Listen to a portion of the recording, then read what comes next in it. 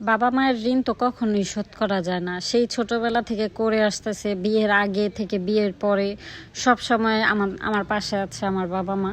কিন্তু তারপরও একটা মানুষের প্রতি আমি অনেক কৃতজ্ঞ থাকবো, সেটা হচ্ছে আমার শাশুড়ি, যাকে আমি বিয়ের পর থেকে চিনি।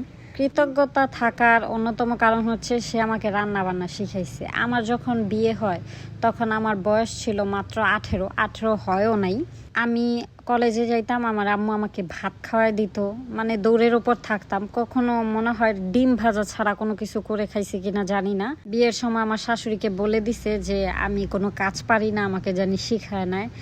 অ্যান্ড বিয়ের পর থেকে আমি যত কাজ শিখছি সব আমার শাশুড়ির কাছে শিখছি। এখন রান্নার সময় হয়তো দুপুরবেলা উনি আমাকে কখনোই রান্না করতে দিত না, শুধু দাঁড়ায় দাঁড়ায় দেখতাম যে কি করতেছে। মাঝে মধ্যে খুব বিরক্ত হইতাম অ্যান্ড আমার হাজব্যান্ডকে বলতাম যে দেখেন শুধু দাঁড়ায় থাকতে হয়, আমাকে তো রান্না করতেই দেয় না।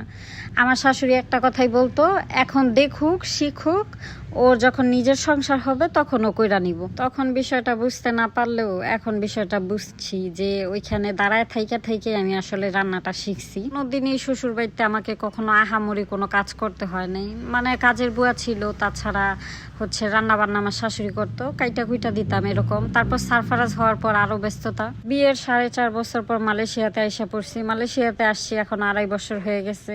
আর এই 2.5 বছর ছিলাম আম্মুর সাথে। আম্মুই রান্না করে খাওয়াইছে, আমিও করছি। আমি হচ্ছে ফাস্টফুড আইটেম বেশি করতাম আর আম্মু রান্না করতো, এরকম গেছে আমাদের দিনগুলো। আম্মুর থেকে অনেক কিছু শিখছি, কিন্তু আমার রান্না ওই যে প্রথম শেখা, প্রথম খারাপ হওয়া ভালো হওয়া সব অনুভূতি ছিল আমার শাশুড়ির সাথে, যে আমাকে শিখাই দিছে, যেটা এখন আমি তার ছেলেকে রান্না করে তার মতো খাওয়ানোর চেষ্টা করি আর কি। কারণ যত যার হাতের খাবারই ভালো হোক, মায়ের হাতের রান্নার মতো কারোর হাতের রান্না হয় না। আমি বেশিরভাগ রান্নাই আমার শাশুড়ির থেকে শিখছি, আর বাকিটা এইখানে মালয়েশিয়াতে আসার পর আম্মুর থেকে শিখছি।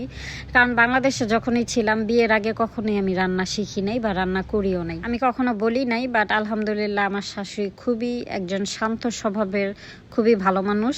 আল্লাহ তাকে নেক হায়াত দান করুক, যাতে বাংলাদেশে গেলে ইনশাল্লাহ আমাদের আবার দেখা হবে। বাই দ্য ওয়ে, আপনি রান্না কিভাবে শিখছেন অবশ্যই জানাবেন। Bye bye.